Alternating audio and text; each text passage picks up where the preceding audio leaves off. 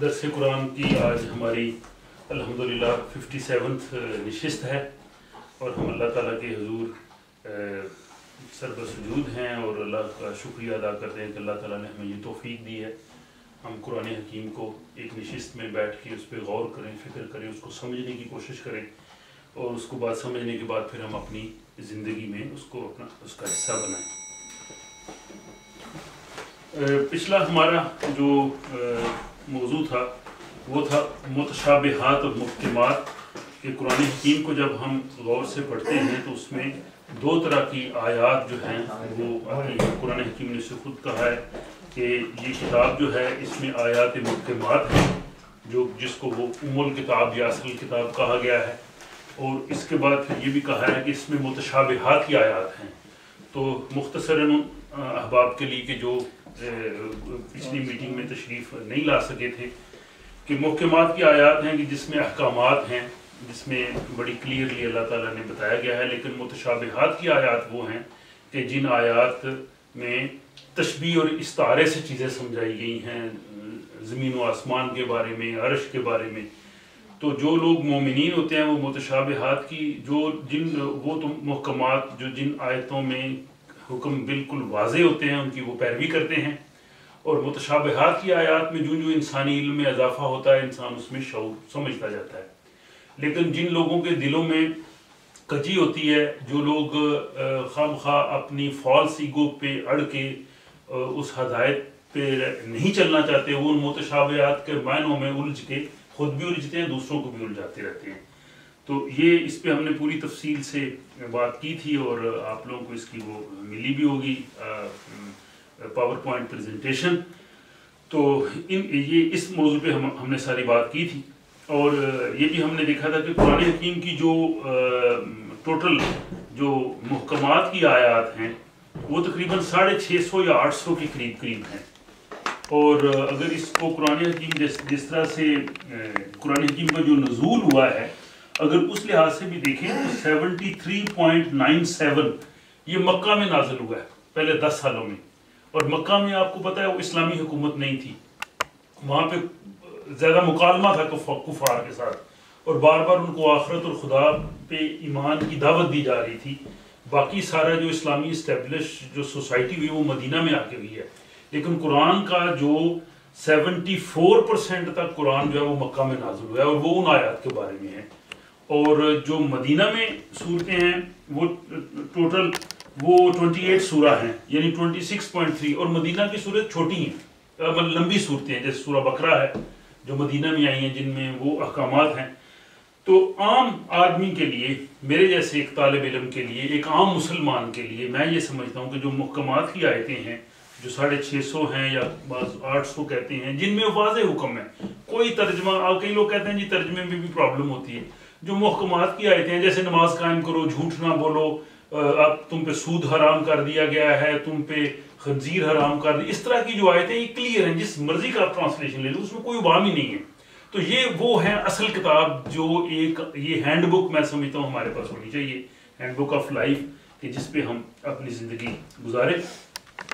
اس کے بعد آج کی جو اس میں ہم نے وہ پچھلی نشست میں اس بارے میں بھی بات کی تھی جو توہین آمیز لٹریچر اور حضور صلی اللہ علیہ وسلم کے بارے میں جو ایک بےہودہ قسم کی فلم انہوں نے بنائی تھی، اور ہم نے اس پہ یہ کہا تھا کہ چونکہ یہ انٹرنیشنل لیول کا معاملہ ہے اور یہ ایک اچھی ایک پیش رفت ہوئی تھی اسلامی وزرائے خارجہ کے اجلاس میں، انہوں نے قرارداد پیش کی تھی UN میں، انہیں چاہیے کہ اس کو مطلب کنٹینیو کریں تاکہ آئندہ اس قسم کی باتیں نہ ہوں۔ آج کی جو ہماری نشست ہے وہ اس میں ہمارے محترم ڈاکٹر غلام حسین صاحب انہوں نے سجیسٹ کی تھی کہ جو امور مملکت ہے ان کے بارے میں اور قرآن حکیم کی کیا تعلیمات ہیں۔ ڈاکٹر صاحب کو پاکستان کے پولیٹیکل حالات کی وجہ سے وہ ایمرجنسی میں پاکستان جانا پڑا، وہ چلے گئے، وہ آپ لوگوں کو سلام بھی عرض کر رہے تھے اور معذرت خواہ بھی تھے کہ وہ تشریف نہیں لا سکے۔ اب یہ بھی بڑا امپورٹنٹ ٹاپک ہے، اس پہ اکثر گفتگو ہوتی رہتی ہے جی کہ اسلام میں حکمرانی کا تصور کیا ہے، کیا اسلام میں جمہوریت ہے، اسلام میں کیا نہیں سیکولرزم ہونا چاہیے جس میں اسٹیٹ کا کوئی عمل دخل نہ ہو، کچھ کہیں گے نہیں جی خلافت ہونی چاہیے، ابھی بھی ایک دو یہاں پہ بھی مجھے ایک دو پمفلٹ ملا کسی جی خلافت ہونی چاہیے، جی خلافت آ جائے۔ پھر یہ پولیٹیکل پارٹیز کے بارے میں بات ہے، اسلام میں سیاسی جماعتوں کا کوئی تصور نہیں ہے، کوئی کہتے ہیں جی جمہوریت سیاسی جماعتوں میں چل نہیں سکتی. اب یہ طرح طرح کی باتیں اور طرح طرح کی جو ہے وہ ڈسکشنز ہمارے سامنے ہوتی ہیں. تو اصل اس کی ریزن یہ ہے کہ چونکہ قرآن حکیم کی تعلیمات ہمارے سامنے نہیں ہوتی اور ہم اپنے ذہن اور فہم اور سنی سنائی باتوں سے وہ ثابت کرنے کی کوشش کرتے ہیں. جیسے کئی دفعہ عرض کیا کہ قرآن حکیم کو سمجھنے یا قرآن سے ہدایت لینے کا یا کسی ٹاپک کو سمجھنے کا طریقہ ہے کہ اس ٹاپک کی ساری آیتیں اگر آپ جب تک نہیں پڑھیں گے آپ کو سمجھ نہیں آئے گی. ایک آیت سے آپ کسی بھی ایک ٹاپک کے بارے میں رہنمائی لے نہیں سکتے. جیسے قرآن حکیم کی آیت ہے لا تقربوا الصلاۃ وانتم سکارى، جب نشے کی حالت میں ہو تو نماز کے قریب مت جاؤ. تو وہ آدمی کہتا ہے جی قرآن نے تو صرف نشہ اس وقت حرام کیا جب نماز کے لیے جانا ہے، جب میں صلاۃ سے فارغ ہو گیا ہوں تو پھر تو میں پی سکتا ہوں. حالانکہ وہ جو دوسری آیت ہے کہ انما الخمر والمیسر رجس من عمل الشیطان فاجتنبوہ، سٹاپ، رک جاؤ، اس کی کوئی گنجائش نہیں ہے. اب یہ آیت جب آئے گی تو جو پچھلی آیت ہے اس کی سمجھ آئے گی. تو اسی لیے میں نے ضروری سمجھا کہ ہم ان تمام چیزوں کو سمجھیں گے کہ قرآن حکیم جو ہے ظاہر ایک جو مملکت ہے، جب تک مملکت نہیں ہوگی اسلام بطور دین نہیں چل سکتا. یہ پھر وہ مذہب آ جاتا ہے کہ ہر آدمی اپنی نجات کی فکر کرے، اپنی اپنی جیسے بعض مذہب میں ہوتا ہے، جن مذہبوں میں اسٹیٹ کے ساتھ کوئی تعلق نہیں ہوتا، اسٹیٹ کے احکامات اپنے ہوتے ہیں، مذہبی فکر والوں کے اپنے ہوتے ہیں، وہ اپنی نجات حاصل کرتے ہیں، پوجا پاٹ کرتے ہیں، اپنی عبادت کرتے ہیں اور کہتے ہیں جناب ہمیں سکون مل گیا، دیٹس آل، اسٹیٹ جو مرضی کرے. تو جو نبی آتا ہے وہ نبی صرف نمازیں پڑھانے نہیں آتا یا نبی صرف مذہب لے کے نہیں آتا. اگر نبی مذہب ہی لے کے آتا تو کفار مکہ جب حضور صلی اللہ علیہ وسلم مدینہ تشریف لے آئے ہجرت کر کے، وہ کیوں بار بار جنگیں کرنے آ رہے تھے؟ اور اگر مذہب کا ہی مسئلہ تھا، ان کو جی پرابلم تھی حضور سے، تو عرب میں یہودی بھی رہتے تھے، عیسائی بھی رہتے تھے، ان کے ساتھ کفار مکہ کی کبھی لڑائی نہیں ہوئی. اگر مذہب کی ہی پرابلم تھی تو ان کے ساتھ بھی جھگڑتے. تو پرابلم یہ نہیں ہوتی. جب نبی آتا ہے تو وہ سسٹم اسٹیبلش کرتا ہے. وہ جب تک، وہ علامہ اقبال نے بڑا صحیح کہا ہے کہ کلیمی نہ ہو، عصا نہ ہو تو کلیمی ہے کار بے بنیاد. کہ جب موسیٰ علیہ السلام کے پاس وہ عصا، جیسے انہوں نے تشبیہ دی ہے کہ جب تک آپ کے پاس پاور نہیں ہے، آپ کے پاس اتھارٹی نہیں ہے، تو پھر تو آپ ریکویسٹ ہی کریں گے وما علینا الا البلاغ، جی میرا تو کام ہے آپ کو بتانا، آپ کی مرضی، مانو نہ مانو. پیغمبر جو بھی پیغمبر آتا ہے وہ ایک ریولیوشن لے کے آتا ہے. اور اسلام بطور دین اس وقت ہی ہو سکتا ہے جب آپ کے پاس وہ چیزیں نہ ہوں. اب اس میں سب سے وہی چیز پہلی ہے اقتدار اعلیٰ، سوورنٹی. یہ کس کے پاس ہے؟ اب جو یہاں سے وہ پھر فرق بھی آ جاتا ہے اسلامی اور ویسٹرن ڈیموکریسی کا فرق کیا ہے. اب قرآن نے سیدھا کہہ دیا کہ ان الحکم الا للہ، حکم صرف اتھارٹی اس کی ہے، پاور اس کی ہے. اور یہ کئی دفعہ اس پہ بات کی کہ حضور صلی اللہ علیہ وسلم کو جب کفار نے کہا کہ جب جو آپ پیغام دے رہے ہیں یہ ٹھیک ہے، بڑا اچھا ہے، آئیے ہم کمپرومائز کر لیتے ہیں، کچھ آپ ہماری بات مان لیں، ہم آپ کی مان لیتے ہیں. تو حضور صلی اللہ علیہ وسلم نے یہ سیدھا فرمایا، قرآن میں کم سے کم 10-11 جگہ پہ یہ وضاحت آتی ہے کہ حضور صلی اللہ علیہ وسلم فرماتے ہیں کہ جو وحی آتی ہے میں خود اس پہ عمل کرتا ہوں. میں وحی میں چینج نہیں لا سکتا، تبدیلی نہیں کر سکتا. وحی میری فکر کا نتیجہ ہی نہیں ہے، جو مجھے آتی ہے میں خود اس پہ چلتا ہوں اور آگے دیتا ہوں کہ یہ کلام اللہ ہے. اور اس لیے یہ کہا کہ حکم اس اللہ کا ہے، جو پاور، جو مین اتھارٹی ہے. جبکہ ویسٹرن ڈیموکریسی میں جو اقتدار اعلیٰ وہ پارلیمنٹ کے پاس ہوتا ہے. جو ملک کی پارلیمنٹ ہے، سویڈش پارلیمنٹ ہے، برٹش پارلیمنٹ ہے، امریکن کانگریس ہے، وہ جو حکم چاہے بنا سکتی ہے، اس کو کوئی روکنے والا نہیں، اس پہ کوئی قدغن نہیں، ریسٹرکشن نہیں. لیکن ہماری پارلیمنٹ جو ہے وہ قانون بنا سکتی ہے لیکن اس حدود اللہ کے دائرے کے اندر جو اس کو کنٹراڈکٹ نہ کرے. مثلا اسی لیے بات ہے یہ یہاں کی یورپین پارلیمنٹس ہیں، حالانکہ یہ ہیں تو کہنے کو صحیح، انہوں نے ڈیسائیڈ کر لیا ہاں جی مرد اور مرد کے ساتھ شادی کر سکتا ہے، دیٹس آل. 51% نے کہا ہے، ہو گئی. ہماری 99% نہیں 100% پارلیمنٹ بھی یہ نہیں بنا سکتی کیونکہ ہمارا اس پہ اللہ کا حکم ایک موجود ہے. تو یہ ہے جو اقتدار اعلیٰ ہے وہ انسانوں کے پاس نہیں ہے، پارلیمنٹ کے پاس نہیں ہے، وہ ہے ان الحکم الا للہ. یہ میں گزارش کروں گا، ابھی میں نے شارٹلی میری بات ہوئی تھی جناب شفقت صاحب سے. شفقت صاحب آپ کو پتہ ہے یہاں وکیل بھی ہیں، ماہر ماہر قانون بھی ہیں اور سوشل ڈیموکریٹ پارٹی میں بہت ایکٹیو بھی ہیں.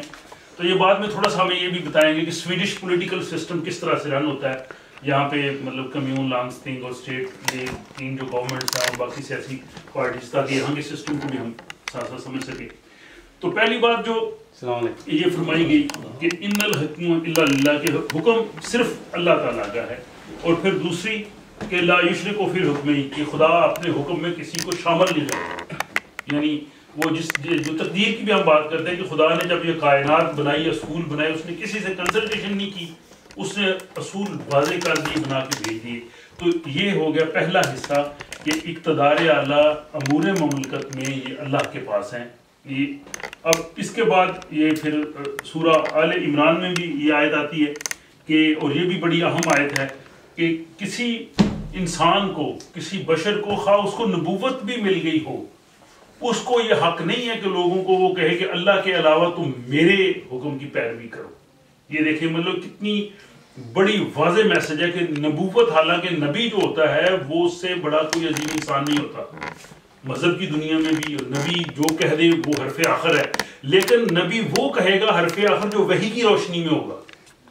وحی کے علاوہ جو نبی کہہ سکتا ہے کوئی ایسی چیز کو کہ تم میرے غلام بن جاؤ یا جو میرے محکوم بن جاؤ, تو نہ تو نبی ایسے کہتا ہے, اور پھر فرض محال اگر وہ کہے بھی تو وہ نہیں کہہ سکتا. قرآن حکیم نے یہ واضح کر دیا. یعنی یہ دیکھیں اس سے زیادہ انسانی آزادی کس مذہب میں ہو سکتی ہے کہ نبی جو کہ جس کی نسبت سے امت بنتی ہے, جس پہ ایمان لا کے آدمی مومن ہوتا ہے, لیکن قرآن حکیم نے انسانی آزادی, وہ کہتے ہیں جی اسلامی آزادی, اسلامی آزادی اس سے بڑی کیا ہو سکتی ہے کہ عام چھوٹے موٹے جو مولوی, جو پیر, جو محدث, ان کی بات چھوڑو, نبی بھی جو ہے اس کے بارے میں بھی ارشاد فرما دیا گیا ہے کہ کسی انسان کو, اس کو نبوت بھی بے شک مل جائے, وہ من دون اللہ, اللہ کے علاوہ وہ آپ کو نہیں کہہ سکتا کہ وہ میری اس چیز کی جو ہے پیروی کرے. پھر یہ سورہ فاطر میں بھی آگے آیا ہے کہ ہم نے اپنے منتخب بندوں یعنی امت مسلمان کو اس خطاب کا وارث بنایا. اور پھر وہی جو اللہ تعالیٰ کے جو اقتدار ہے کہ جو لوگ حکم خدا بندی کے مطابق حکومت کا عمل نہیں کرتے وہ کافر ہیں. یا دیکھنا کافر کا اگر ہمیں پتہ چل جائے کافر کون ہے تو مومن کی ڈیفینیشن آسان ہے, دو ہی ہے نا, کافر اور مومن. تو کافر کس کو کہتے ہیں؟ ہم تو کافر کہتے ہیں جو ہندو ہے, جو یا نان مسلم ہے, کلمہ نہیں پڑھتا. قرآن کہتا ہے کہ وہ جو اس کتاب کے مطابق بما انزل اللہ, جو بما انزل اللہ کے مطابق حکومت قائم نہیں کرتے وہ کافر ہیں.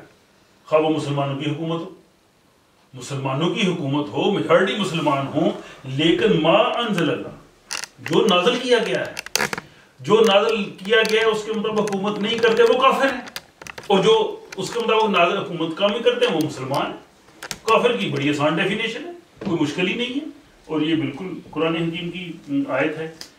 اس کے بعد سیکنڈلی وہ جو کانسٹیٹیوشن کیا ہوگا, ضابطۂ مملکت, یہ سوال پیدا ہوتا ہے. یہ مملکت کا کوئی ضابطہ بھی تو ہونا چاہیے نا, مملکت کیسے قائم کرے گی؟ اب لوگوں نے کرنی ہے, اللہ تعالیٰ نے براہ راست تو نعوذ باللہ آگے نہیں خدا نے بیٹھ جانا, حکم تو لوگوں نے چلانا ہے, اتھارٹی بھی کوئی ہوگی, اس پہ امپلیمنٹیشن کرنے والے لوگ بھی ہوں گے. نبی جو ہیں وہ تو اپنے ایک وقت سے دنیا سے تشریف لے جاتے ہیں, باقی تو امت رہ جاتی ہے پیچھے. تو اس کے بارے میں بھی پھر یہ سورہ الاعراف میں یہ بتا دیا ہے کہ ہم نے اے جماعت مومنین, ہم اس ضابطۂ قوانین یعنی قرآن مجید کا اتباع کرو جو تمہارے خدا کی طرف سے تمہاری طرف آیا ہے, اور اس کے علاوہ کسی کا نہ کرو, اس کے علاوہ من دون اللہ اولیاء, کہ اس کے علاوہ کوئی نہیں. یعنی جس کو فالو کرنا ہے, جو آپ کے پاس کانسٹیٹیوشن ہے وہ بک ہے. اور اس کے بعد پھر یہ آگے پھر فرمایا کہ اس کے تمت کلمت رب کا صدقہ, کہ اس میں اللہ نے جو کہنا تھا کہہ دیا, لاسٹ تمت کلمت سلوت, پنکت سلوت جس کو سویڈش میں ہم کہتے ہیں, کہ یہ جو آیت ہے یہ ختم نبوت کے بارے میں بھی جو بات ہوتی ہے, جی آخری نبی کو قرآن نے واضح کر رہی ہے اس آیت سے, خدا نے جو کہنا تھا کہہ دیا, بس اس کے بعد قیامت تک وحی کا سلسلہ بند ہے. خدا کے ساتھ کسی بندے کا کوئی تعلق قائم نہیں ہو سکتا. ہمارا خدا سے تعلق صرف اس کتاب کی وجہ سے ہے جو کلام اللہ ہے, اور خدا نے جو کہنا تھا کہہ دیا. اب کوئی آدمی کہے جی میرا خدا سے تعلق ہے, مجھے الہام ہوتا ہے, مجھے وجد آتا ہے, وہ سب جھوٹ ہے. کسی کا کوئی تعلق نہیں, صرف نبی کا خدا سے تعلق ہوتا ہے براہ راست, اور نبی کا بھی اس وقت ہوتا ہے جب اس کو وحی آ رہی ہوتی ہے. یہ سیرت رسول پہ بہت سی بکس لکھی ہیں. ایک وقت آیا تھا کہ جب کچھ عرصے کے لیے وحی کا آنا بند ہو گیا تھا, اور یہ بھی ہماری کتابوں میں ہے, اور اس میں حضور صلی اللہ علیہ وسلم نے اپنی فکر سے وحی نہیں کر لی. جب اللہ تعالیٰ کی مرضی ہوتی تھی فرشتہ آتا تھا وحی دے دیتے تھے. تو تمت کلمت ربا جو کہنا تھا دیٹس آل کہہ دیا, اور اس میں اب کوئی تبدیلی کوئی چینج, یعنی یہ دیکھیں بڑی عجیب بات ہے, دنیا کے جتنے کانسٹیٹیوشن ہیں کچھ عرصے بعد اس میں امینڈمنٹ کی ضرورت پڑ جاتی ہے, کچھ عرصے بعد امینڈمنٹ کی ضرورت پڑ جاتی ہے, چینج کی ضرورت پڑ جاتی ہے. اب یہ ایسی بک ہے اس میں چینج کی ضرورت نہیں ہے, اور یہ میں کوئی ایموشنل ہو کے بات نہیں کر رہا, اس کی میں ریزن آگے دے رہا ہوں. وہ بھی قرآن نے بتایا کیوں نہیں. اور نارملی ایک بک اگر 1400 سال پہلے لکھی گئی اور 23 سال میں وہ کمپائل ہوئی ہو, اور اس بات وہ کتاب آج بھی مطلب ہم کہ اتنی 14-15 صدیوں کے بعد بیٹھ کے یہاں بات کر رہے ہوں, آپ جیسے بادشاہ اور علمی سطح کے لوگ بیٹھے اور کہیں جی اس میں تبدیلی کی ضرورت نہیں, اور اس کو مان رہے ہوں لاجک کے ساتھ دلائل کے ساتھ, تو واقعی ماننا پڑے گا کہ کوئی ریزن تھی, وہ کوئی ریزن ہے, اور وہ انشاءاللہ وہ بھی اس بارے میں بھی آگے آیت آئے گی. اور اس کے بعد اپنا ہاں یہ آگی وہی آیت جس کا میں ذکر کر رہا تھا کہ یا ایھا الذین آمنوا لا تسألوا عن شیء, کہ اے مومنین تم ان چیزوں کے بارے میں نہ پوچھو, کرید کے مت پوچھو. جو حکم اللہ کی طرف سے آ گیا دیٹس آل, تم اس کو کرید کے مت پوچھو, کہ اس کی تفصیل میں مت جاؤ. اگر تم اس تفصیل میں چلے گئے اور اس کی جو بائی لاز ہیں, جو اس کی تفصیلات بھی اللہ نے دے دی, تو پھر وہ تبدیل نہیں ہو سکیں گی. اور وہ تبدیل نہیں ہو سکیں گی تو جو آنے والی امت ہے, آنے والے لوگ ہیں, ان کے لیے جو اس وقت ہے ان کے لیے تو مسئلہ کوئی نہیں ہوگا نا, جو آنے والے ان کے لیے پرابلم ہو جائے گی. اور اسی لیے وہ اس کی مثال اس آیت کی وہ بنی اسرائیل کی جو دور تھا, یہ سورہ بقرہ جو جس گائے کے نام پہ یہ سورہ ہے, وہ آپ نے پڑھا ہوگا واقعہ کہ اللہ تعالیٰ نے ان کو کہا جی گائے کو ذبح کر. اب ان کو کیا کرنا چاہیے تھا, گائے لے کے ذبح کر دیتے. اب وہ بنی اسرائیل وہ کٹ حجتیوں اور جو ہوتی ہے نا خام خواہ ایک فالس ایگو پہ کرنا, جی گائے کون سی ہو, کس طرح کی ہو, کہاں سے ملے اس کو, یعنی وہ خام خواہ وہ اس میں وہ ہوتی ہیں کرید کے پوچھنا. اب اللہ تعالیٰ نے جب کرید کے ان کو بتایا اس طرح کی ہو, اس طرح, پھر وہ لے کے آؤ, پھر ان کے لیے بڑی مصیبت. اب اسی طرح جو حکم قرآن حکیم میں یہ ایکچولی صحابہ اکرام کے لیے بھی تھا کہ اللہ تعالیٰ کے جو احکامات آ رہے ہیں جتنا آ رہا ہے ٹھیک ہے, اگر آپ اس کی ڈیٹیلز میں جانا شروع کریں گے اور ڈیٹیلز بھی قرآن مجید بتا دے گا, تو پھر وہ اس میں آنے والے لوگوں کے لیے مشکل ہوگا, اور پھر اس کتاب میں چینجز کی ضرورت پڑے گی, اور چینجز ہو نہیں سکتی. تو اسی لیے چینجز نہیں ہیں. اور دیکھ لیں پورے قرآن میں جو سزائیں ہیں, چار چیزوں کی سزائیں میں مینشن ہے. اس میں چوری کی ہے, اس پہ کسی عورت پہ اگر آپ کوئی جھوٹا الزام لگائیں اس کی ہے, اور زنا کی ہے, اور قتل کی ہے. صرف 4, باقی مینشن ہی نہیں کی. کیوں نہیں کی؟ قرآن کر سکتا تھا مینشن. حلال حرام ہے, 4 چیزیں حرام کر, انما حرم علیکم المیتۃ والدم ولحم الخنزیر وما اہل لغیر اللہ. کوئی لمبی چوڑی تفصیل نہیں ہے. کیوں نہیں ہے بھائی؟ آج سے پچھلے دنوں میں نے اس پہ لکھا بھی تھا, آرٹیکل بھی لکھا تھا, آج کا جو انسان ہے, یا آج سے 8-10 صدیاں بعد اگر یہ دنیا قائم رہی, پتہ نہیں بھوک کا کیا عالم ہو جائے گا. لوگ ایگریکلچر چھوڑ رہے ہیں. پورے یورپ اور امریکہ میں ایگریکلچر چھوڑنے والے لوگوں کی تعداد بہت زیادہ ہو گئی ہے. فوڈ کا سب سے بڑا مسئلہ پیدا ہو گیا. اب فوڈ کو ہم فیول کے لیے بھی بنا رہے ہیں. ہو سکتا ہے ہمیں لیب میں اس طرح سے گوشت بنانا پڑے. یہ ٹیشو کلچر ٹیکنالوجی آ گئی ہے, باقی چیزیں آ رہی ہیں. قرآن نے اس لیے مینشن کیا یہ 4 چیزیں حرام ہیں, باقی نہیں ہے کہ اور اتنی لمبی فہرستوں کی ضرورت نہیں ہے. تو یہ آیت اس کو اگر آپ عملی زندگی میں بھی دیکھیں کہ جس چیز کا خدا نے حکم دے دیا دیٹس آل, باقی اس کی جو آپ اس کی جان نا ان چیزوں میں یہ بھی ہے وہ بھی ہے. اس چیزوں نے ہمارا بھی جینا حرام کیا ہے اور لوگوں کا بھی جینا حرام کیا ہے. اور بیسیکلی میں سمجھتا ہوں کہ یہ خدا کی اتھارٹی میں انٹروین ہونے کی کوشش ہے. اب قرآن میں 2 چیزیں آئی ہیں, حرام اور حلال. مکروہ کا لفظ قرآن میں کسی جگہ نہیں ہے. مجھے یہ سمجھ نہیں آتی یہ تیسری چیز کہاں سے آتی. قرآن یہ بھی تو کہہ سکتا تھا کہ یہ حرام ہے, یہ مکروہ ہے. تو یہ اس طرح کی چیزیں انسانوں کی پابندی کو سلب کرنا اور معاملات کو کمپلیکیٹ کرنے کے برابر. تیسری چیز ہے کہ اس میں جو ہے جو حکومت کا نظام ہوگا یہ صرف چند سلیکٹڈ لوگوں کے نہیں ہوگا. وہ ہے امر بالمعروف ونہی عن المنکر کہ ان الذین ان مکناہم فی الارض اقاموا الصلاۃ وآتوا الزکاۃ وامروا بالمعروف ونہوا عن المنکر, کہ جب ہم ان کو دنیا میں اقتدار دیتے ہیں تو وہ نظام صلاۃ اور زکوٰۃ قائم کرتے ہیں اور وہ نیکی کا حکم دیتے ہیں اور برائی سے روکتے ہیں. یہ ساری امت کے لیے کوئی اسپیشل طبقہ نہیں ہے, کچھ لوگ نہیں ہیں. اور اس میں یہ بھی دیکھیے کہ جو صلاۃ جسے ہم نماز کہتے ہیں اس کے لیے تو آپ کو حکومت کی ضرورت نہیں ہے. وہ تو جو میرے حل جو گنتانامو میں جو قیدی ہوں ان کو بھی نماز پڑھنے دیتے ہیں, اسرائیل میں بھی پڑھ لیتے ہیں, انڈیا میں بھی. تو قرآن کا مطلب یہ ہے کہ جو صلاۃ کا نظام ہے, سسٹم ہے, زکوٰۃ کا سسٹم ہے, اس کے لیے حکومت اتھارٹی چاہیے. اتھارٹی کے بغیر آپ کیسے کر سکتے ہیں؟ تو اور اس میں یہ ہے کہ وہ سب کے سب جو ہیں پھر کنتم خیر امۃ اخرجت للناس تأمرون بالمعروف وتنہون عن المنکر, کہ تم بہترین امت ہو جو کہ دنیا کی فلاح و بہبود کے لیے ہو اور تم نیکی کا حکم. اور اس سے کئی لوگ جو ہے نا وہ بڑا اس سے مس انڈرسٹینڈ بھی کرتے ہیں. قرآن نے جی امر بالمعروف نہی عن المنکر ڈنڈا ہاتھ میں لے لیتے ہیں جی, ہاں جناب آپ یہ کر رہے ہیں جی. پاکستان میں کہتے ہوتا جی وہ ٹھیک ہے کوئی غلط کام کر رہا ہے, اگر ہم اپنی چار دیواری میں کر رہا ہے ہمیں کوئی اختیار نہیں, ایون باہر بھی کر رہا ہے, مجھے اختیار نہیں ہے کہ کوئی آدمی تو شراب پی رہا ہے میں اس کے جا کے سر میں ڈنڈا مار دوں. جی نیو ایئر کی پارٹی نہیں ہم ہونے دیں گے, ڈنڈے لے کے نکلیں گے جی امر بالمعروف نہیں, امر بالمعروف نہیں ہے منکر تو سسٹم ہے, آپ کی حکومت ہے, گورنمنٹ ہے, وہ کر کے. یہ تو نہیں ایک آدمی نے چوری ادھر کی ہے میرے گھر میں, اس کو پڑھ کے اس کا ہاتھ کاٹ دوں, چوری کا ہاتھ کا اٹھے چل بھائی ہاتھ کٹا لے گھر جاؤ. یہ نہیں ہے. یہی ہماری جو امر بالمعروف اور نہی عن المنکر کی جو غلط جو ایک سیلف کریٹڈ ایکسپلینیشن ہے اس نے پرابلم کی ہے. قرآن کے کہنے کا مطلب یہ ہے کہ سب کے سب کولیکٹیولی اس میں شامل ہوں گے, کوئی اس میں خواص وی آئی پی یا نان وی آئی پی نہیں لوگ ہوں گے, پوری امت کولیکٹیولی اس میں کام چلائے گا.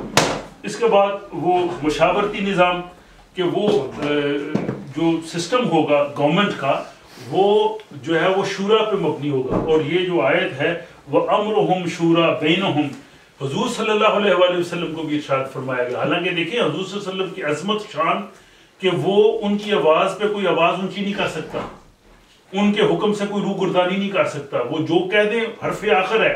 لیکن جو اسٹیٹ افیئرز ہیں جو وحی کے علاوہ ہیں اس میں بھی حضور صلی اللہ علیہ وسلم کو فرمایا کہ آپ ان سے مشورہ کیجیے. اور حضور مشورہ کرتے تھے.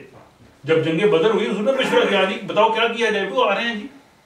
خندق کا ہی مشورہ کیا ہے, ایک نے کہا نہیں جی خندق کھول, حضور نے فرمایا تم نے صحیح کہا.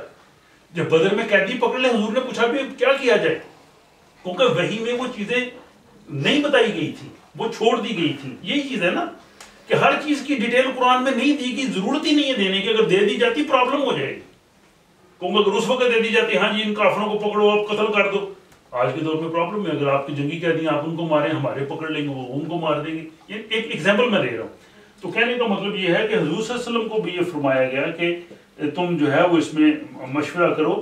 اور جیسے وہی ہم نے بتا رہے تھے کہ جو ویسٹرن ڈیموکریسی ہے اس میں تو یہ ہے کہ ان کی جو پارلیمنٹ ہے وہ جو چاہے ڈیسائیڈ کر سکتی ہے, لیکن ہماری پارلیمنٹ جو ہے وہ ریسٹرکٹڈ ہے, وہ خدا کے ان حکم کے جو واضح طور پہ وحی میں متعین ہیں جس کو حضور صلی اللہ علیہ وسلم نے واضح طور پہ ہمارے سامنے کر دیا ان کو وہ نہیں چھیڑ سکتے. اس کے بعد حضور صلی اللہ علیہ وآلہ وسلم کو بھی وہ کہہ دیا, وہ جو پہلے بھی میں نے وہ بات کہی تھی کہ وہ فرماتے ہیں کہ میں اس قانون میں اس وحی میں کوئی تبدیلی نہیں کر سکتا. اور معاذ اللہ حضور تو ظاہر ہے اس کی سوچ بھی نہیں آدمی سکتا, لیکن انہوں نے سمجھانے کے لیے کہا کہ اگر معاذ اللہ میں بھی اس کے خلاف چلوں تو مجھے خدا کے عذاب سے کوئی بچانے والا نہیں. یعنی یہ ایک آخر الزمان پیغمبر کی زبان سے کہلوایا امت کے لیے کہ تاکہ امت کو بھی سمجھ آ جائے کہ وہ ضابطہ حیات وہ کیا ہے اور کس پہ انہوں نے چلنا ہے. اس کے بعد معیار مدارج کے اس میں درجات ہوں گے کہ جو ظاہر ہے مطلب یہ ایک عام سسٹم بھی ہے کہ جن لوگوں کی زیادہ ایفرٹس ہیں, جن لوگوں کی زیادہ خدمات ہیں, ان لوگوں کے ظاہر جو اس میں درجات زیادہ ہوں گے. اور زیادہ وہی ہے کہ جو لوگ تقوی کے اعتبار سے کریکٹر کے اعتبار سے بہتر ہے, یہ جن کی سروسز زیادہ ہیں, جن کی محنت زیادہ ہے, ان لوگوں کو ظاہر ہے مطلب پریورٹی ہوگی. لیکن پریورٹی کا مطلب یہ نہیں ہے کہ دوسرے جو انسان ہے ایز اے انسان ان میں فرق ہو, ایز اے انسان فرق نہیں ہے. ذمہ داریوں کا تعین جو ہے اس میں ہو سکتا ہے. اس کے بعد جو ہے وہ اپنا سسٹم آف گورنمنٹ, تو اس میں وہ یہی کہا گیا ہے کہ وہ ایک اتھارٹی ہوگی. جو قرآن حکیم کی آیت ہے نا, ان یا ایھا الذین آمنوا اتقوا اللہ واطیعوا الرسول واولی الامر منکم, اور ایک دو جگہ اور بھی آتا ہے. تو اول الامر سے مراد جب تو ایک جو اسلامک حکومت ہو اس حکومت کی جو اتھارٹی ہو اس کو اپنے فالو کرنا. یہ ویسے بھی بحیثیت مسلمان بھی اگر آپ فار ایگزامپل ہم ان ملکوں میں ہیں جو کہ اسلامی ملک نہیں ہیں تو ایک مسلمان ہونے کی حیثیت سے بھی اور ایک اچھا سٹیزن ہونے کی حیثیت سے مجھ پہ آپ پہ ہمیں فرض ہے کہ ہم اسٹیٹ لاز کو فالو کریں. As long as we are the citizen of the state, ہم اسٹیٹ کی باقی چیزوں کو انجوائے کر رہے ہیں, ان کی فیسلٹیز کو لے رہے ہیں, تو اگر اسٹیٹ مجھ پہ کوئی ریسٹرکشن یا پابندی لگاتی ہے تو آئی ہیو ٹو فالو. میں یہ نہیں کہہ سکتا کہ میری مرضی ہے جی میں جو مرضی کروں, میں سڑک کے جناب لیفٹ پہ چلوں گا, میں اسٹاپ سائن پہ کھڑا نہیں ہوں گا اور میں ریڈ پہ بھی جاؤں, میں نہیں کر سکتا. یہ ریسٹرکشنز ہیں. اور اسی طرح یہ ہے کہ نظام حکومت میں جو اسلامی حکومت ہے وہ اگر وہ اس کی جو اتھارٹی ہے اس کو آپ نے چلنا ہے.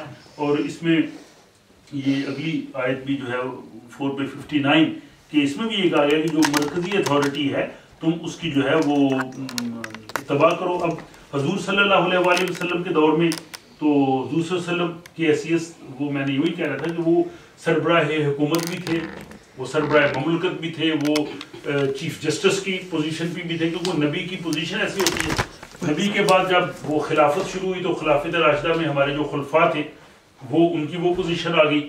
اب کئی ابھی کہتے ہیں جی خلافت ہونی چاہیے. اب نام چینج کرنے سے فرق نہیں جب تک آپ ان اصول اور پرنسپلز کو نہیں لیں گے. آپ شاہ عبداللہ کو خلیفۃ المسلمین کہہ دیں تو کیا مسئلہ ہو جائے گا؟ نام سے نہیں ہے, لیبل سے فرق نہیں پڑتا. آپ جمہوریت کو اسلامی جمہوریت کہہ لیں, آپ پارلیمنٹ کو مجلس شورا نام رکھ دیں, نام رکھنے سے کیا ہے؟ نام نہیں, جب تک اس کی مینٹیلٹی ٹھیک نہیں ہوتی. شنتا رام کا نام جو ہے وہ محمدین رکھ دیں تو کیا وہ ٹھیک ہو جائے گا؟ تو ہمارے یہ خام خلق اس میں بھی نہیں جی خلافت ہمارے تمام مسائل کا حل ہے. بھائی وہ ہوگی کیسے؟ اس کے پرنسپلز کیا ہوں گے؟ who will lead that؟ کون کہے گا میں خلیفہ ہوں؟ خدا نے تو کسی کو نامزد کرنا نہیں ہے. تو یہ جو پرنسپل قرآن حکیم جن کو کہہ رہا ہے, جب اگر ان کی روشنی میں اگر آپ کریں گے تو پھر وہ صحیح ہوگا. اور پھر یہ جو قول فیصل کہ اللہ تعالیٰ نے جو اطاعت کے بارے میں یہ کہہ دیا ہے کہ یعنی کسی ایسے شخص کی اطاعت مت کرو جس کا دل ہمارے قوانین کی طرف سے غافل ہو چکا ہے, وہ اپنے ہی جذبات کے پیچھے لگ چکا ہو. تو یہ یعنی اگر کوئی گورنمنٹ اسلامک حکومت فار ایگزامپل وہ ان قرآنی احکام کے خلاف فیصلہ کر رہی ہے, کچھ کر رہی ہے, اب یہ نہیں ہو سکتا. اب ہر آدمی کی ڈیفرنٹ ایکسپلینیشن تو ہوگی. فار ایگزامپل میں سمجھتا ہوں کہ یہ ہماری اسلامی حکومت غلط ہے جی, میں تلوار لے کے اٹھ جاتا ہوں, میں جہاد شروع کرتا ہوں جیسے اسلامی ملکوں میں شروع ہے. ہر آدمی کی ڈیفرنٹ ہے.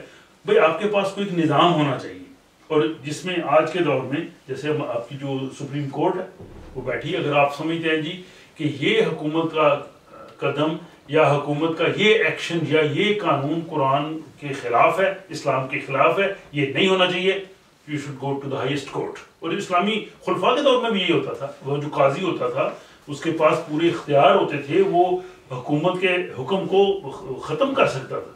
یہ نہیں کہ میں اپنی تشریح کے مطابق سمجھ کر لوں, اپنے ساتھ 10-12 لوگ لے لوں اور میں جناب اٹھ جاؤں اسلام کو نافذ کرنے اور لوگوں کو بھی ماروں اور اپنے آپ کو بھی ماروں اور میں کہوں جی کہ جناب یہ غلط ہے جی, یہ دیکھیں جی یہ حکومت اسلام کی اس آیت کے خلاف کر رہی ہے. ہو سکتا ہے میرا وہ فہم اس آیت کے بارے میں محدود ہو. اس کو ایک آج کے دور میں ہم یہ سمجھتے ہیں کہ اسلامی حکومت میں ظاہر عدلیہ جو ہے وہ ایک آزاد خود مختار اور وہ ہوتی ہے ان چیزوں کا ڈیسائیڈ کرنے میں, تو وہ ان چیزوں کے بارے میں فیصلہ دے سکتی ہے. اس کے بعد یہ پارٹی سسٹم, جیسے میں نے پہلے کہا کہ کیونکہ ڈیموکریسی میں, آج کی ڈیموکریسی میں پولیٹیکل پارٹیز کے بغیر ڈیموکریسی کا کوئی تصور نہیں ہے. اور اگر اس کو مطلب تھوڑی دیر کے لیے اگر آپ دینی یا مذہبی تعلیمات کو ایک طرف رکھ کے دیکھیں بھی, تو جن ملکوں میں پولیٹیکل پارٹیز نہیں ہیں وہاں پہ کیا ہے, وہاں ڈکٹیٹرشپ آ جاتی ہے, ون پارٹی گورنمنٹ, جیسے صدام کے دور میں تھا, یا ایون سیریا میں, یا ایون ایجپٹ میں بھی مبارک کے بہت سے ایسے ملک ہیں, ایون نان مسلم ملک بھی ایسے ہیں کہ جو کہنے کو تو وہ سو کالڈ انہوں نے ڈیموکریسی رکھی ہوتی ہے, وہ 5 سال بعد ریفرینڈم کراتے ہیں. ریفرینڈم میں ایک ہی پارٹی ہوتی ہے, ایک ہی صدر ہوتا ہے, گورنمنٹ مشینری اس کے ساتھ ہوتی ہے, اس میں وہ فیصلہ کرا لیتے ہیں. وہ کہتے ہیں دیکھیں جی ڈیموکریٹک فیصلہ ہے. جیسے پاکستان میں ضیاء الحق کے دور میں وہ ریفرینڈم ہوا تھا, پتہ نہیں 96 کتنے % لوگوں نے ووٹ دیے تھے, حالانکہ وہ سب فراڈ تھا. تو ایک تو وہ ہے کہ اگر کہیں جی سیاسی جماعتیں جو ہیں ان کے بغیر اگر ڈیموکریسی لیے تو اس کا حشر یہ ہوگا. لیکن اگر آپ سیاسی جماعتوں کی شمولیت کہیں جی سیاسی جماعتیں ہونی بھی چاہیے, تو بات یہ ہے کہ جس طرح سے سیاسی جماعتیں ہمارے اسلامی ملکوں میں یا ایون پاکستان میں جو کام کر رہی ہیں اس کے نتائج بھی تو آپ کے سامنے ہیں کہ ایک پولیٹیکل پارٹی ہے اگر اس کا کوئی لیڈر غلط کام کرتا ہے تو جتنے سارے ہیں ان میں کسی میں یہ جرت نہیں ہوتی کہ کہیں جناب اس نے غلط کیا ہے، وہ اس سے ڈیفینڈ کریں گے وہ مطلب، اور وہی اگر کام کسی دوسری پارٹی کا کرے تو وہ کہیں گے اس نے غلط کیا ہے. یعنی وہ کبھی ایسے نہیں ہوا، کوئی میں نام نہیں لینا چاہتا، اگر کسی ایک بڑی پارٹی کے کسی آدمی نے لیڈر نے کوئی غلط کام کیا تو اس پارٹی کے کسی دوسری آدمی نے کھڑے ہو کے نہیں کہا جی یہ غلط ہے. یا اگر کسی پارٹی نے کوئی اچھا کام کیا ہے تو مخالف پارٹی والا کبھی نہیں کہے گا جناب اس نے بہت اچھا کام کیا. یہ ہے ہمارے، یعنی ہم وہ بالکل ان چیزوں میں. اب یہ اس بارے میں جب قرآن حکیم کی یہ آیتیں ہیں کہ یہ دو آیتیں میں نے زیادہ سامنے رکھی ہیں کہ وَلَا تَكُونُوا مِنَ الْمُشْرِكِينَ کہ مشرکین میں نہ بنو، مِنَ الَّذِينَ فَرَّقُوا دِينَهُمْ کہ جنہوں نے دین میں فرقے بنا لیے. اب پاکستان میں اور کچھ اسلامی ملکوں میں ہماری پولیٹیکل پارٹی فرقوں میں بھی ہیں، فرقوں کے نام پہ بنی ہوئی پارٹیاں ہیں جو بالکل ایک پہلی تو یہ قرآن کہتا ہے فرقہ نہ بناؤ، تو صحیح ہے. اگر پوچھے آپ کو کون ہے، میں آئی مسلم، دیٹس آل. اور کون؟ جی میں مسلمان ہوں. کون سا مسلمان؟ پہ مسلمان ہوتا ہے. اور کون سا جی جیسے حضور صلی اللہ علیہ وسلم مسلمان تھے میں بھی مسلمان ہوں، وہ جو تھے میں بھی وہ، دیٹس آل. میری اس کے علاوہ اور کچھ شناخت ہی نہیں ہے، نہ میں رکھنا چاہتا ہوں. اگر حضور صلی اللہ علیہ وسلم جو تھے وہ سنی، دیوبندی، بریلوی، اہل حدیث، نقشبندی، چشتی یا یہ وہ تھے تو میں بھی وہ ہوں. اگر وہ نہیں تھے میں نہیں. اگر جو القاب آپ میرے ساتھ لگا رہے ہیں، اپنے ساتھ لگا رہے ہیں، اس کو حضور کے ساتھ بھی جوڑیں نا. تو اگر ہم ان کے ساتھ نہیں جوڑ سکتے تو میرے ساتھ کیوں جوڑ رہے ہیں؟ تو پہلی تو چیز یہ کہ دین میں فرقے، یہ تو سب سے بڑی غلط بات ہوئی. اب ان فرقوں کی بنیاد پہ پولیٹیکل پارٹیز بنی ہوئی ہیں. اب وہ پولیٹیکل پارٹیز وہ مطلب وہ کریلے اور نیم چڑھے، وہ ڈبل ہو گیا کام. تو پولیٹیکل، اور اس کے بعد جو اگلی آیت ہے کہ ان الذین فرقوا دینہم کانوا شیئا لست منہم فی شیء انما امرہم الی اللہ ثم بین ینبئہم بما کانوا یفعلون. تھوڑی سی مجھے وہ ریڈنگ میں پرابلم، اگر حافظ صاحب کو غلط آئے تو آپ تشریف رکھتے ہیں تو آپ پلیز کریکٹ کر سکتے ہیں، کیونکہ ماشاءاللہ آپ حافظ قرآن ہے، آپ کا یہاں ہونا ہمارے لیے بڑا اچھا ہے. وہ تھوڑی سی مجھے ویژن کیا ہے. تو وہ یہ ہے کہ جن لوگوں نے دین میں فرقے پیدا کر لیے، اے رسول تمہارا ان سے کوئی تعلق نہیں ہے. مجھے سمجھ نہیں آتا کہ جو ہمارے اتنے بڑے جید علماء یہ وہ اس آیت کو کیوں غور سے نہیں پڑھ کے آگے جاتے. جب یہ آیت میں پڑھ لوں تو میں کیسے اپنے ساتھ کسی فرقے کے ساتھ اپنا نام، ٹھیک ہے آپ اسکالرز کے طور پہ رہیں، آپ ایک جو بھی کام کرتے رہیں، لیکن اپنے ڈسٹنکشن کیوں کرتے ہیں الگ نام سے.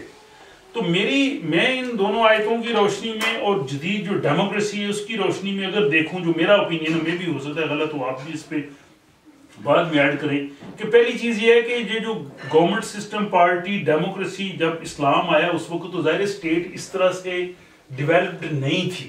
یہ آہستہ آہستہ ترقی ہوئی ہے اور آج کے دور میں یہ نیا ہمارے سامنے ماڈرن گورنمنٹ سسٹم آ گیا ہے.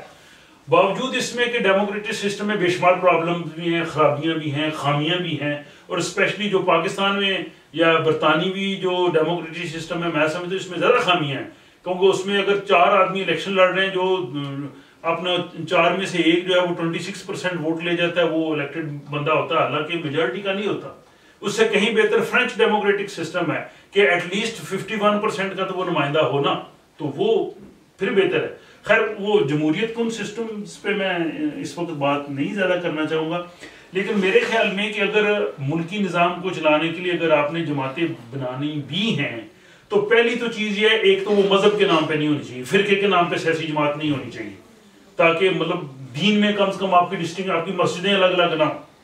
تو ایک تو مذہب کے نام پہ ٹوٹلی نہیں ہونی چاہیے. سیکنڈلی اگر فار ایگزامپل اگر آپ نے پولیٹیکل پارٹیز بھی بنانی ہیں تو ان میں کم سے کم قرآنی ان چیزوں کو سامنے رکھ کے آپس میں ایک دوسرے کے ساتھ آپ دشمنوں والا اور مخالفین والا رویہ اختیار نہ کریں. اور اس سے کہیں بہتر اگزامپل پھر ہماری بدقسمتی کہ ہم ویسٹ سے لیتے ہیں، ہم یہاں کی پولیٹیکل پارٹیز دیکھیں، یہاں کا ان کا آپس میں رویہ دیکھیں.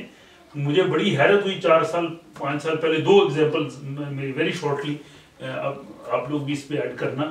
ایک دفعہ الیکشن تھا یہاں پہ بریدنگ اسکول کے باہر میں گیا، وہاں پہ وہ ایک بار آپ کو پتا پولنگ ایجنٹ اپنے وہ پیپر دیتے ہیں، اس نے مجھے ایک پارٹی کا دیا اور ساتھ ہی جو اس کے مخالف پارٹی تھی اس کا بھی دے دیا. تو میں نے اس کے مذاق سے کہا کہ تم دونوں پارٹیوں میں کام کر رہے ہو. تو کہتا ہے نہیں وہ میرا کلیگ ہے، وہ ادھر صبح سے کھڑا تھا تو ابھی وہ لنچ کرنے گیا تو وہ کہہ گیا تھا کہ ساتھ ساتھ تم میرا بھی دیتے جانا، تو جب میں لنچ کرنے جاؤں گا تو وہ میرا دے گا. یار ایمانداری کا یہ لیول بتائیں ہو سکتا ہے ہمارے؟ میں بھی اگر کھڑا ہوں نا پاکستان میں تو میری مخالف پارٹی والا دے کے گیا ہونا، میں دے دوں گا، یا تو اس کو میں بن میں پھینکوں گا یا میں اس کو دوں گا ہی نہیں، اپنا ہی دوں گا. یار یہ اگر اس فکر کو پھر یہ تقریباً 8 سال پہلے جب یورپین یونین کے الیکشن تھے، میں وہ دنگیا ہاسپٹل باہر بیٹھا لنچ کر رہا تھا، ایک آ گیا تو وہ مجھے دینے لگا اپنی پارٹی کی بات چیت. میں نے اس کو ذرا چھیڑنے کی، میں کہا نہیں یار یہ سب فضول ہے، ڈیموکریسی یہ وہ اور یورپین یونین یہ وہ، تو میں نے ووٹ نہیں دینا اور آپ کی پارٹی بھی ایسی، آپ ایسے باتیں کرتے. تو بات چیت کرتا رہا اپنی پارٹی کی. آخر میں جاتے دفعہ مجھے کیا گیا، یار میں ریکویسٹ کروں گا تم ووٹ ضرور ڈالنے جانا جس کو مرضی دو، میں نہیں کہتا مجھے ہی دو، تم جاؤ سے.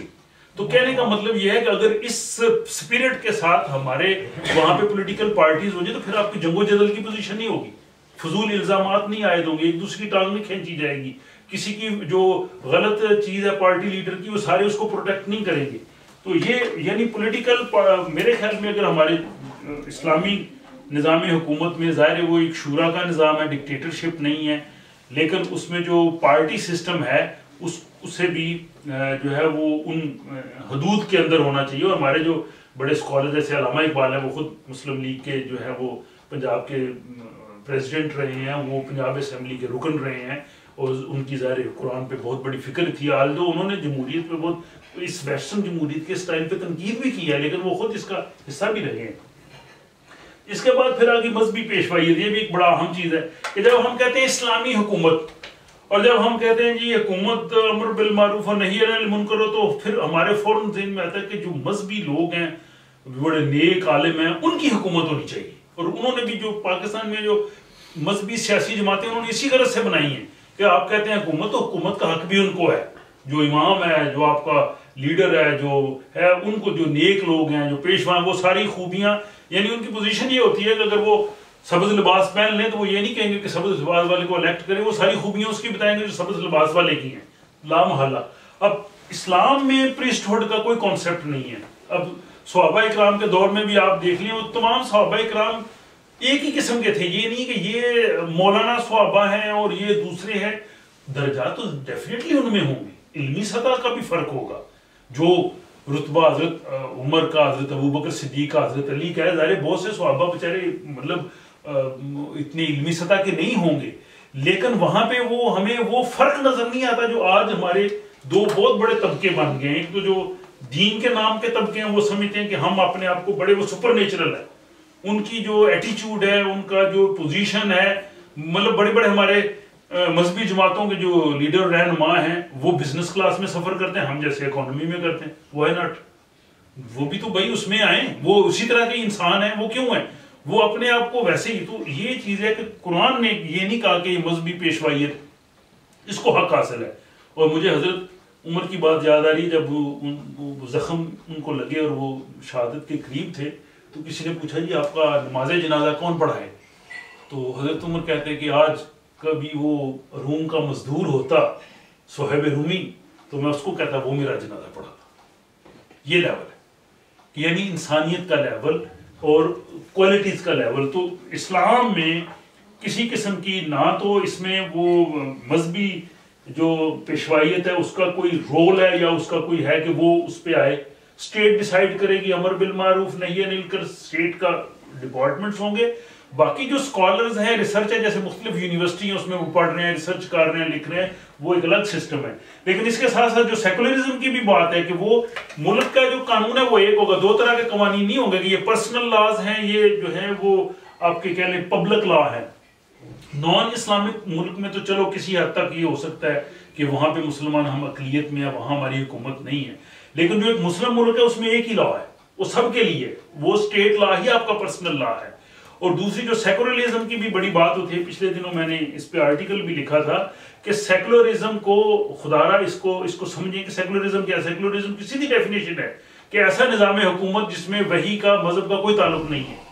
یعنی وہ میں نے سیدھی ایگزامپل دی تھی کہ سیکولرزم ایک ایسا میچ ہے جس کی باؤنڈریز نہیں ہے، جس کے رولز اینڈ ریگولیشن نہیں، جو مرضی کرے، لیکن ہمارے گرد حدود اللہ موجود ہیں، ہماری باؤنڈری لائنز ڈیفائن ہیں، ہم اور وہ ایک نہیں ہو سکتے. یہ بالکل، اگر وہ سیکولرزم کو کئی لوگ مذہبی جو کہتے ہیں فریڈم یا مذہبی آزادی کے ساتھ کرتے ہیں، تو اسلام سے بڑا اس پہ تو ہم نے کئی لیکچرز بھی کیے ہیں کہ جتنی مذہبی آزادی قرآن حکیم دیتا ہے، قرآن کہتا ہے جی کسی پہ کوئی جبر نہیں ہے، کوئی دین قبول کرنا چاہے یا چھوڑنا چاہے، یا مسلمان ہو یا چھوڑ دے، اس پہ کوئی جبر نہیں ہے. کسی کو آپ یہ نہیں کہتے دین اس نے چھوڑا اس کو قتل کر دو، وہ جو مرضی پیشہ اختیار کرے، جس طرح سے مرضی رہے، جتنی فریڈم دین قرآن دیتا ہے. ٹھیک ہے، ہمارے مسلمان اگر ملکوں نے میں نہیں دی یا ماضی میں ہمارے کچھ مسلمان حکمرانوں نے اس کو وائلیٹ کیا ہے، کہ تو اس کا مطلب وہ قرآن کی تعلیمات نہیں ہے. لیکن اصل قرآنی تعلیمات میں جتنا زیادہ ان کو منورٹیز کو